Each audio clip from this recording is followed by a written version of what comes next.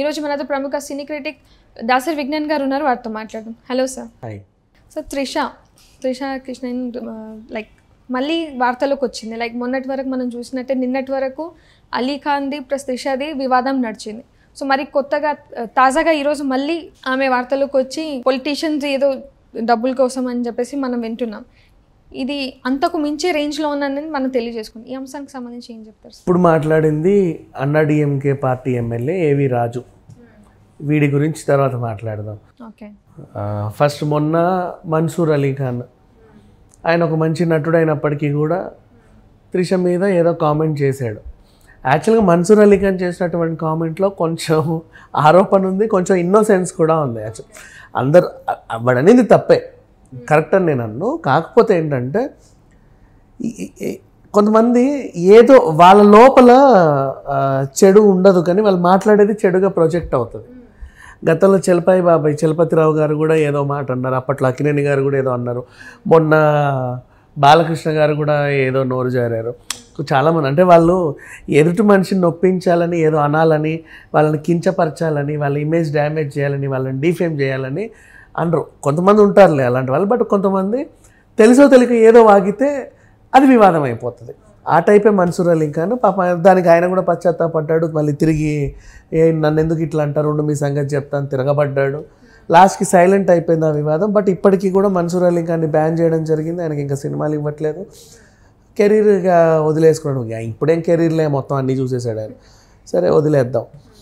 ఇకపోతే ఇప్పుడు సడన్గా త్రిష ఎందుకు లైమ్ లైట్లోకి వచ్చింది ఏంటో, పాపం అందరూ ఆమెడ మీదే పడుతున్నారు. రీఎంట్రీ తర్వాత మంచి ఫామ్లో ఉండి ఎంగేజ్మెంట్ క్యాన్సిల్ చేసుకుంది.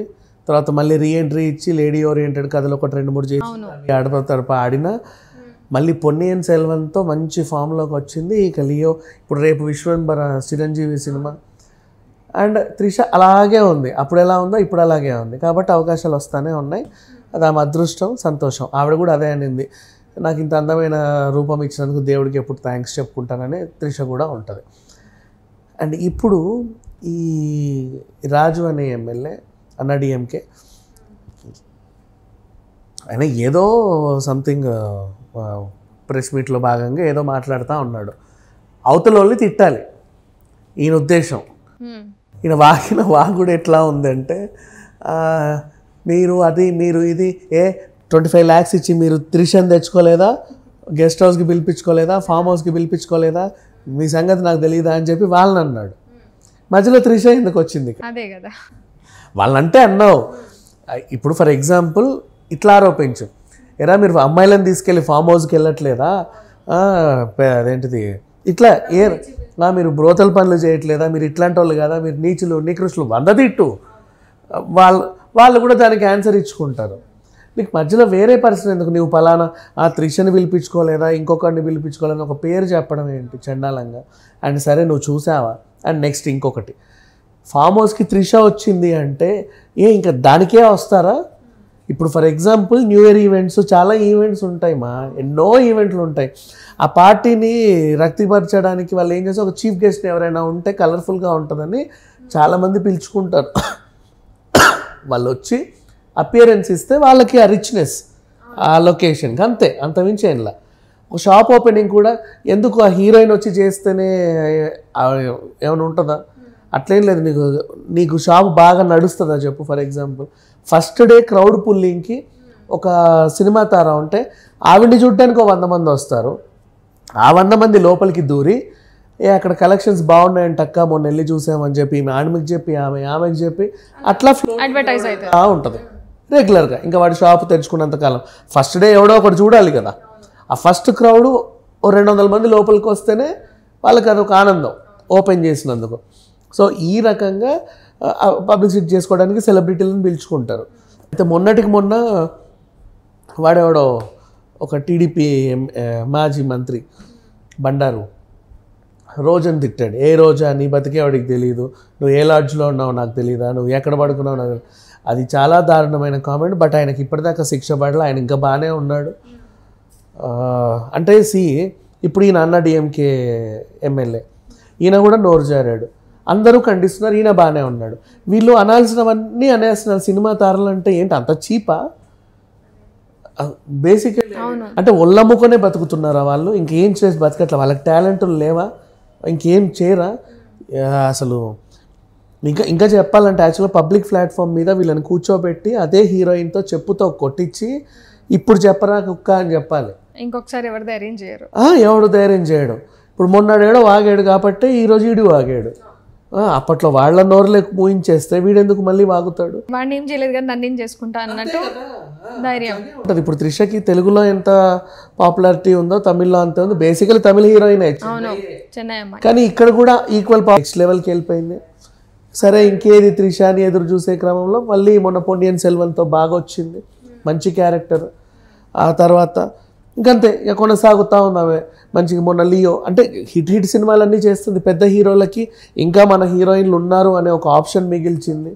చిరంజీవి లాంటి వాళ్ళకి కూడా ఎవరిని పెడదాం అనే ఆలోచన లేకుండా అరే మన త్రిష ఉంది కదా అన్నట్టుగా వాళ్ళు వెంటనే విశ్వంబర్లో పెట్టుకున్నారు.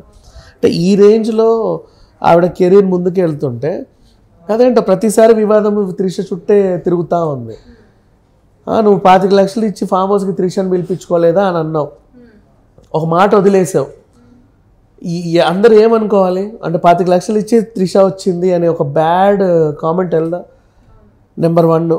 ఇంకోటి కొంతమంది అదేంటి మేము బయట వాళ్ళ రెమ్యునరేషన్ ₹1,00,00,000 చెప్పుకున్నా సరే మార్కెట్లో వాల్యూ తగ్గిపోకుండా 50 lakhs అయినా 40 lakhs అయినా వాళ్ళు కాంప్రమైజ్ అయ్యి వెళ్తారు ఓపెనింగ్స్ కనో ఈవెంట్స్ కనో. ఓకేనా? ఇప్పుడు ఆ రేటు కూడా వీడు చెప్పేసినట్టేగా, నీకు 25 lakhs ఇచ్చినా సరే త్రిష వస్తుంది మీ దగ్గర ఓపెనింగ్లకి అని. అంటే చాలా చీప్గా మాట్లాడాడు ఇతను. ఇట్లాంటి వాళ్ళని అదే చెప్తున్నా. ఇప్పుడు విశాల్ ఖండించాడు, ఇట్లా అనడం తప్పు, అతనిది అతనది అన్నాడు. జీవా ఖండించాడు, తెలుగు హీరోలు 10 మంది ఖండించారు. ఇప్పుడు మనము అసహించుకుంటున్నాం వాడిపైన. మనం అసహించుకున్నంత మాత్రం అతను మారుతాడా? అతని నుంచి ఏం లేదు, ఒక్కడిని నిజంగా నిలబెట్టి ఎవరినైతే అన్నాడో తీసుకుబెట్టేసి పబ్లిక్ ప్లాట్ఫామ్లో చెప్పుతో కొట్టిస్తే ఇంకొకసారి ఎవ్వడు వాగడు. బేసికల్లీ అది ప్రతి ఒక్కరు హీరోయిన్ల మీదే పడతారు ఏంటో.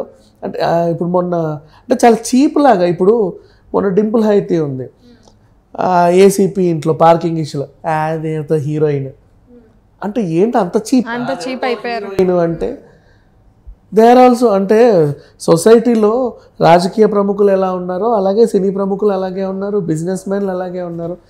ఎవరి దారి వారిది, వాళ్ళకి రెస్పెక్ట్. అవునా? అదేవతో మిస్ ఇండియా అంటున్నావా? మిస్ ఇండియా గౌరవం ఇస్తున్నావే, మరి హీరోయిన్లను ఎందుకు అంత చీప్గా చూడటం?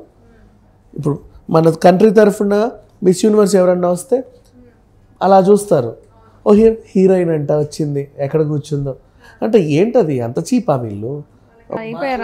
ఇమేజ్ ఏంటి? ఎందుకు అలా మాట్లాడాలి? నిజంగా ఒకరిని తంటే మిగతా వాళ్ళందరూ సెట్ అవుతారు.